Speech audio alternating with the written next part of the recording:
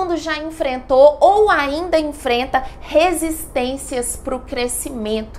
E é para te ajudar a perceber e dissolver essas resistências que eu fiz o vídeo de hoje. Então, vamos embora!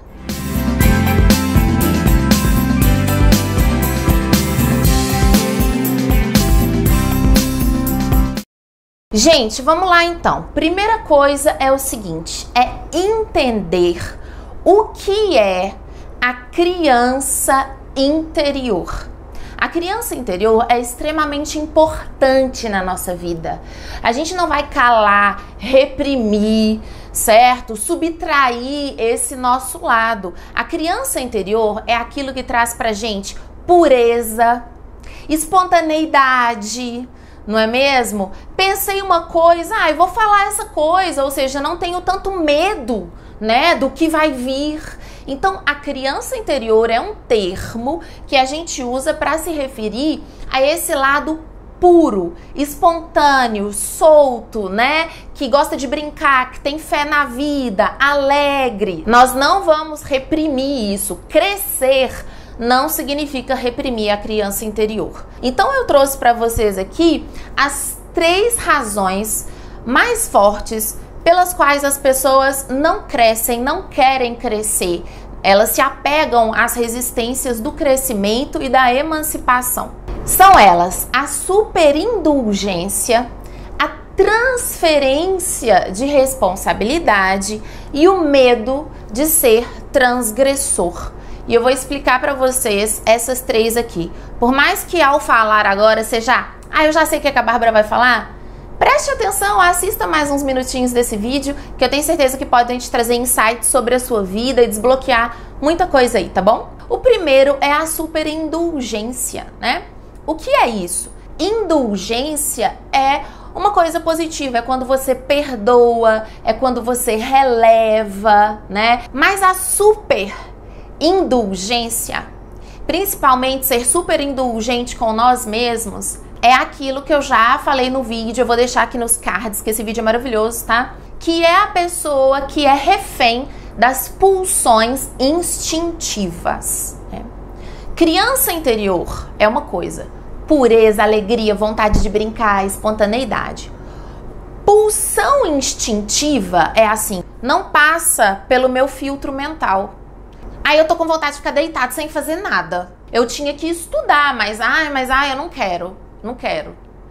Então, eu tô falando pra você perceber a diferença. É a pessoa que acha que amor próprio é fazer todas as vontades que o ego dela tem, na hora que o ego dela quer, quando o ego gostaria. Você percebe? Então, esse fator é uma trave gigantesca na evolução, no crescimento, na individuação dessa pessoa. Amor próprio não é ser refém das pulsões instintivas, certo, gente? O crescimento, a evolução, vem da gente tomar consciência de que nem todo desejo deve ser atendido. Observa? Nem todo desejo é bom. Nem todo desejo é ético, ou seja, respeita o ambiente, as pessoas. Às vezes aquele desejo pode ser atendido num outro momento, ou de uma outra forma, ou eu preciso pensar um pouquinho se aquilo vai ser bom realmente para mim. Então esse fator da superindulgência é muito sério, porque se a pessoa sentiu, ela tem que fazer. Se ela sentiu, ela tem que falar. Mas nem tudo que a gente sente é uma intuição, ou é um desejo de alma, ou é uma orientação da superconsciência. Muita coisa que a gente sente é sombra, é raiva, é coisa que os outros jogaram na gente, a gente tá achando que é nosso. Então a pessoa precisa ter um senso de avaliação. E você pode pensar assim, Bárbara, mas coitada dessa pessoa, porque muitas vezes isso acontece porque na infância, ou ela passou uma fase muito difícil na vida em que as pessoas não deixavam ela fazer nada. Aí ela falou assim, agora eu vou fazer o que eu quiser. Não, gente, acontece também do outro lado. Às vezes os pais deixavam a pessoa fazer tudo. E aí ela acha que ela vai continuar a vida fazendo tudo. Então você percebe que não é só aquilo que a gente passa Não são só as situações que nos constroem. A gente sempre tem a possibilidade de escolher agir de uma forma não reativa, agir de uma forma mais madura. Segundo fator que faz com que as pessoas resistam ao crescimento: transferência de responsabilidade. Entenda o seguinte: culturalmente existe uma crença que é: parte da minha vida eu cuido, eu me importo, eu me preocupo, eu penso no outro. Por quê? Porque num outro momento da minha vida vão cuidar de mim. Vão pensar em mim, vão se preocupar comigo, vão pensar: será que fulano tá bem? Deixa eu ir lá, deixa eu falar, deixa eu ajudar. E quando que eu olho para mim mesmo? E quando que eu olho para as escolhas que eu tô fazendo na minha vida? Quando que eu olho que eu tô insatisfeito nessa e nessa área? Quando que eu olho também para as coisas boas e aprendo a me valorizar, a gostar de mim? Quando que eu faço isso? Quando que eu vou tomar posse de mim? Quando que eu vou olhar lá para o primeiro fator, que são as pulsões instintivas, e eu vou falar assim: peraí, eu tô com esses desejos aqui, mas esses desejos estão autodestrutivos. Será que eu preciso de uma terapia? Será que eu preciso de uma ajuda? Será que eu preciso de alguns momentos de silêncio? O que eu tô precisando para superar essas sombras, esses impulsos? Eu simplesmente não faço isso, porque em algum momento eu tô muito ocupado cuidando dos outros, e num outro momento eu exijo, eu cobro que as pessoas estejam se ocupando de mim. E eu não preciso olhar para cá. Eu não preciso olhar para as frustrações, aí eu não cresço. E aí eu vou colocar aí uma frase do Jung, que é a seguinte: cada problema implica a possibilidade de ampliar a consciência, mas também a necessidade de nos desprendermos de qualquer traço de infantilismo. Então, gente, não é criança interior, não é pureza, alegria. Isso é muito legal. Ele falou infantilismo. A pessoa não emancipa, ela não cresce. Ela é super indulgente lá no primeiro fator e dá tudo que os impulsos, que o ego, que as sombras querem. E ela também vivencia esse segundo fator. Eu passo parte da minha vida me ocupando de outras pessoas e em outro momento da minha vida as pessoas vão se ocupar de mim. Eu mesmo nunca me ocupo de mim. Por que ela faz isso? Porque daí deriva o senso de identidade dessa pessoa. Então, eu sou a pessoa que cuida de fulano. Não, você não é a pessoa que cuida de fulano. Isso é um papel, isso é uma função, certo? Mas isso não é quem você é. Então a pessoa usa disso como senso de identidade dela. Lá no curso de desprogramação de crenças a gente fala disso a fundo, né? O que é o senso de identidade? Por que isso é tão complicado? Então, eu cuido de fulano, tá vendo? Eu sou essa pessoa, eu não sou nada mais. Então, se eu sou a pessoa que cuida de fulano, de ciclano, o meu senso de identidade tá ali, ele tá protegido, e eu não preciso pensar nas questões filosóficas que fazem o ser humano crescer, que é: quem sou eu? Onde estou? Para onde vou? O que vim fazer? Não, eu sou essa pessoa que cuida de fulano, certo? Então, cuidado com isso, cuidado de estar se identificando como essa função, como esse papel. Isso vai criar uma barreira no seu crescimento. Não é isso que a gente quer. Ai, Bárbara, você tá falando que cuidar das pessoas é ruim e que os outros cuidarem da gente é ruim? Não, eu não estou falando disso. Eu estou falando que ao cuidar dos outros, cuide também de você, das suas dores, de saber quem você é, da sua satisfação, da sua paz. Eu estou falando também que quando alguém cuidar de você, não se abandone, continue cuidando também de si. E o terceiro fator que faz com que as pessoas resistam ao crescimento, o fator que atrapalha o crescimento, é o medo de ser um transgressor.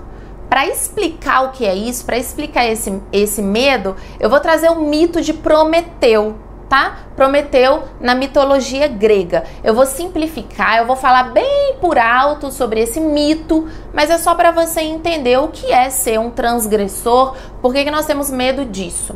Prometeu, juntamente com o seu irmão, né, A esses dois irmãos foi dada a missão de criar a vida no planeta, né? E aí eles criaram os animais, e aí aquela coisa, para a tartaruga deram um casco forte, para a águia deram garras, e etc, etc, etc. E aí chegou no momento do homem, só tinha sobrado barro para criar o homem, né? E aí eles falaram assim, nossa, vai ficar muito injusto isso. O homem não vai sobreviver aqui, porque a gente deu defesa, a gente deu força, a gente deu agilidade, e o homem vai ser feito do barro, ele tá na desvantagem, né? Então, Prometeu subiu ali no Olimpo e roubou o fogo dos deuses. E ele deu aos homens o fogo dos deuses, coisa que nenhum outro animal tem também. Porém, você já imagina o que aconteceu com Prometeu, né? Ele foi severamente punido, castigado. Como assim? Você rouba o fogo dos deuses para dar para uma criatura dessa? Você não podia ter feito isso. Então ele foi punido, ele foi castigado. Prometeu aqui, ele mostra o que é o ato transgressor da iluminação da consciência. Observa isso. Em todas as histórias, em todos os mitos, né? O que acontece com a pessoa que leva a luz, que leva a consciência? O que acontece com essa pessoa? Ela é valorizada? Ela é aplaudida? Não, porque ela está emancipando as outras pessoas, né? O fogo, gente, é o elemento da espiritualidade, da consciência, da visão maior, da capacidade de trazer luz aos ambientes escuros. É isso que é o fogo da consciência. Você já experimentou uma pessoa que tá lá muito negativa, que tá reclamando, que tá se sentindo para baixo? Você já experimentou ir lá e falar, ô fulano, eu tô aqui para te ajudar, vamos tentar ver o que a gente pode fazer? E aí você foi com toda boa vontade para ajudar a pessoa mesmo, para mostrar para ela que tinha outros caminhos, e a pessoa foi agressiva com você? Quem já passou por isso? Deixa aqui para mim nos comentários. Agora você imagina uma pessoa que toma posse de si, quando a grande maioria das pessoas quer alguém para controlar. Você imagina uma pessoa que permanece serena, tranquila, mesmo quando os outros tentam provocar essa pessoa. Imagina uma pessoa que quebrou o ciclo da codependência ou da transferência de responsabilidade. Imagina uma pessoa que passou pelo processo da individuação de Jung, que se emancipou. Ela vai ser vista como o quê? Como um transgressor. Se emancipar, cuidar de si mesmo, ter amor próprio, ter autoestima, é visto como um ato de transgressão, gente. É visto como uma pessoa que está quebrando os costumes, né? Porque o costume é codependência. O costume é eu fazer chantagem emocional e aquela pessoa ficar abalada. Então, na nossa Matrix, na nossa sociedade, nós temos uma série de costumes destrutivos. E aí, se uma pessoa para com esses costumes e ela tem amor próprio, tem autoestima, aprendeu a lidar com frustração, não é corrompida pelos desejos da Matrix, não é influenciável pela chantagem emocional de pessoas que querem dominá-la, vai ser vista como alguém que está fazendo uma coisa muito feia, que está fazendo uma coisa muito errada, como alguém que não é humana, como alguém que não tem emoções, né? Como alguém que não se sensibiliza, e não tem nada disso. É o processo mais saudável que pode acontecer na vida de um ser humano, mas é um processo que vai contra os mecanismos inconscientes da infantilização do ser humano adulto. A partir daí a gente consegue entender o medo que a gente tem de ser livre, o medo que a gente tem de se emancipar, porque o julgamento, às vezes até a retaliação, né? As pessoas passam a tratar você como se você fosse uma pessoa transgressora, uma pessoa que está quebrando coisas que são boas, que são importantes. Aí é tudo aquilo que a gente já sabe que um transgressor sofre, né? punição, retaliação. E aí eu prefiro fazer um contrato silencioso, né? Eu dou a minha liberdade, eu não me emancipo por medo do que vai vir, né? Porque é engraçado, além da pessoa, quando ela se emancipa, além dela estar sozinha, tem que cair a ficha que ela tá sozinha. Porque a gente pode ter muitos amigos e família e etc. No final do dia, você deita a cabeça no travesseiro, por mais que tenha um cônjuge, um namorado ou namorada, alguém ali, é você com a cabeça no travesseiro. É você com a sua consciência. É você com o seu corpo. É você com seus pensamentos, né? Então, nesse nível, estamos sozinhos. Nesse nível, não tem ninguém que vai fazer você amadurecer emocionalmente, você saber lidar com as coisas, né?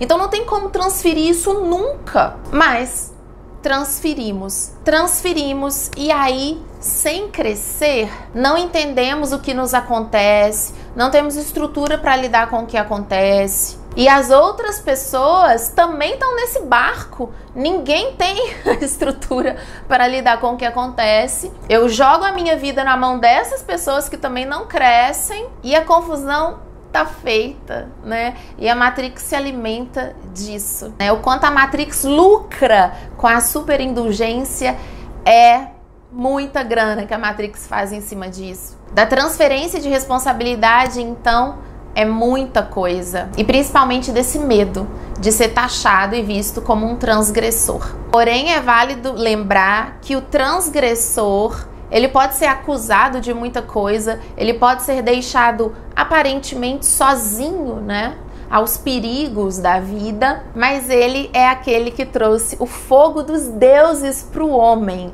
Ele é aquele que fez o que ele devia fazer. Trazer para a humanidade a possibilidade, para aqueles que querem, né, de se verem livres das crenças limitantes de Matrix. Eu desejo para você um excelente 2021, um ano que pede mais que nunca muita consciência, emancipação, coragem de passar por esse processo angustiante da individuação, liberdade verdadeira colocada em prática a partir do pensamento. Um beijo e até a próxima.